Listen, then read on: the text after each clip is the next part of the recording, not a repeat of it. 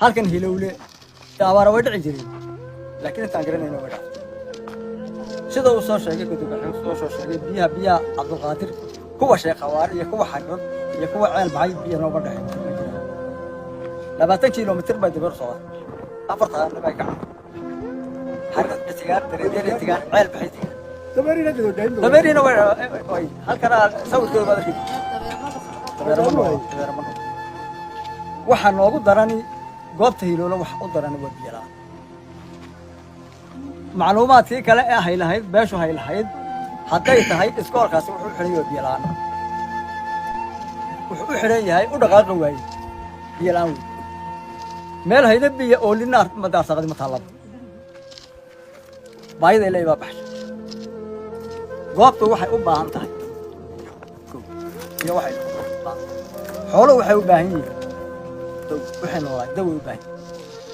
xoolaha waxa ku dhacay geelida dadka waxa ka dhacay rii waxa ka galay sus idii waxa la guluub waxa la raakay wixii ka noola wixii kana ka jabalaysa biyaha arooreenay waa 20 kiiloomitir xariirad iyo dariya dheere iyo ceel baxay oo meel aanu marabo weeyno gar wanaga wad ayaalashayadu marka hore waxay ahaayeen daqa gudub way naga gubay cawsibiri way naga gubay cawsibiri yar way naga gubay ceel walba kolkii la 30 kiilo 30 mitir markii beerihii loo dhaadhacay anagu biyo 30 mitir biyo waan kala subixi kari weynaa awoodan kala 30 mitir anagu waan kala subixi kari awal biyo waxay laba shub 3 mitir waxaas ya kaga baxay halkan waa kii doorti waagi dhaweyd la loo soo gudmay riigii leeydi riigii waxa la 200 320 kiiloomitir biyo ka sugayeen markii lagu qasaro waa laga guuray oo ceel waxay loo marka waxaan u baahanahay hadday xukuumadda sare iyo hoosaba waxaan ka codsanaynaa hay'adaha samafalka waxaan ka codsanaynaa ummadaha islaamka waxaan ka codsanaynaa inay noo soo gudbaan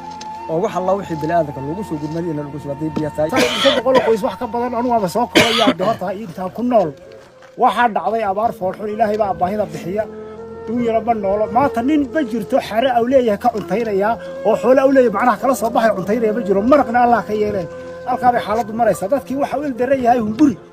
hunguri dad iyo hunguri dunya inta waa loo dhimanaya waxa kale inta dheer biyo ma jiraan biyaha xariirad iyo biyaha ceel baxay biyo u dhaxayaan ma jiraan yalaan iyo baadlaan horta waa loo dhimanaya ilaahay baa baahida bixiyo waxa laakiin caalamka iyo dawladda iyo xukuumadda baan ka codsanaynaa iyo cid kasta oo islaana in la nooga soo gurmado oo loo